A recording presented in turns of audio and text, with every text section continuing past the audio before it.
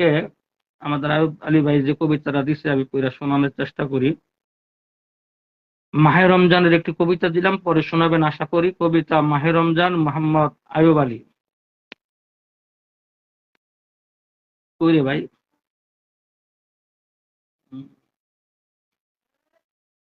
পশ্চিম আকাশে উঠেছে ওই মাহে রমজানের চাঁদ, চাঁদ দেখে দুই হাত তুলে করি মোনাজাত। ওই দূর আকাশ পানে উঠেছে ওই চাঁদ, মুমিনের দিলে অনেক খুশির তারাবির প্রথম রাত। ওই যে সুন্দর চাঁদ দেখা যায়, চাঁদ চিকন বাঁকা, শেষ রাতে খাবো সেহেরি, প্রথম রোজা রাখা। মাহে রমজানে করব সাধনা, আত্মশুদ্ধির মাস, গুনাহার কাজ করব না আমরা, থাকবো উপবাস।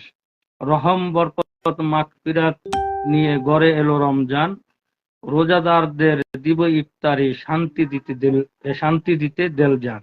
৩০ রোজায় ৩০ তারাবি, দয়া করো দয়াময়, আল্লাহর রহমত করেছি ভরসা, সুস্থ রাখো সবসময়। ১-৩-২০২৫ সন্ধ্যা ৭টা, শনিবার।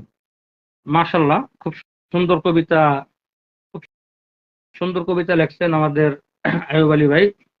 এই যে ৩০ রমজানে ৩০ তারাবি, এরপরে আত্মশুদ্ধির মাস, সাধনার মাস, হম উপবাস, মাগফিরাত, রহমত বরকত, মাগফিরাত নাজাত, এগুলো তো রমজানের মৌলিক বিষয়। দেখা যায় আমাদের আয়ুব আলী ভাই খুব সুন্দর কবিতা লিখেছেন। আশা করি ওনারকে আল্লাহ তাআলা দীর্ঘ আয়ু দান করুক এবং সে সাথে লেখনীর মাঝে বরকত আল্লাহ তাআলা দান করুক। মাহে রমজানের কবিতাটা আমার কাছে খুবই ভালো লেগেছে। যেরকম মুমিনের দিলে অনেক খুশি, তারাবির প্রথম রাত, এরপরে আপনার এই যে লেখলো মাহে রমজানে করব সাধনা, আত্মশুদ্ধির মাস। এটা কিন্তু আত্মশুদ্ধির মাস, তাজকিয়া নফসের মাস। এই মাসটা আপনি আত্মশুদ্ধি করবেন, তাজকিয়া নফস করবেন, গুনার কাছ থেকে বিরত থাকবেন, নেকের কাজ করবেন, ছোটখাটো আমল করবেন। আমরা অনেক সময় ছোটখাটো অনেক আমল আমরা ছেড়ে দিই।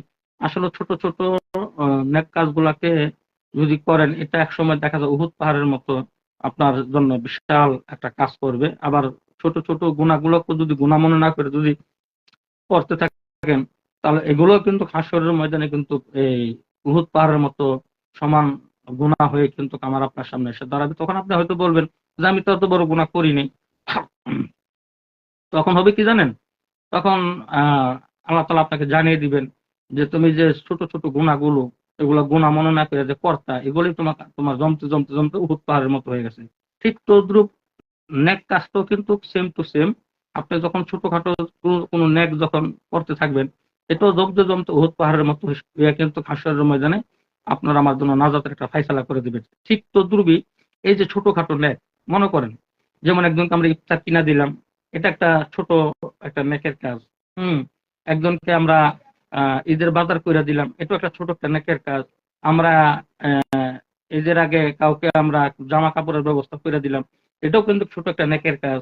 হুম এই কাজটি দেখবেন যে হাসরের ময়দানে একটা উহুদ পাহাড়ের মতো হয়ে আমার আপনার সামনে দাঁড়ায় গেছে।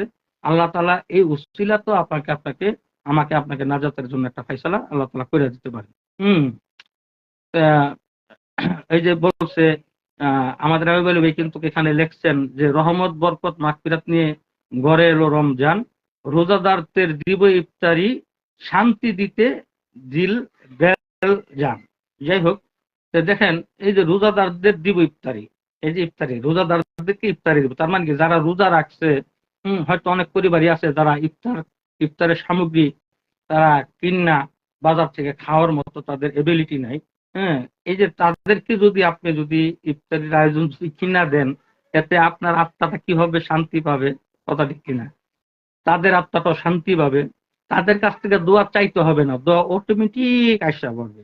আমাদের মরহুম দাদা হুজুর কেবলা বলছিল যে দোয়া চাইতে হয় না, দোয়ার কাজ করো, দোয়া বেড়া ব্যাঙ্গ ঢুকবে।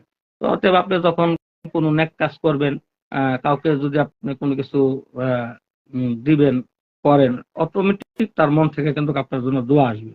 তাই আইব আলী ভাইকে অসংখ্য ধন্যবাদ। উনি এমন একটি সুন্দর একটি কবিতা উপহার দিয়েছেন পবিত্র রমজান মাসের ওসিলাতে। আমরাও পাইলাম, আলহামদুলিল্লাহ। আল্লাহ তাআলা ওনাকে যা যা দান করুক। তো ঠিক আছে বন্ধুরা, আশা করি আমার মেসেজটা আপনারা বুঝতে পেরেছেন। আমি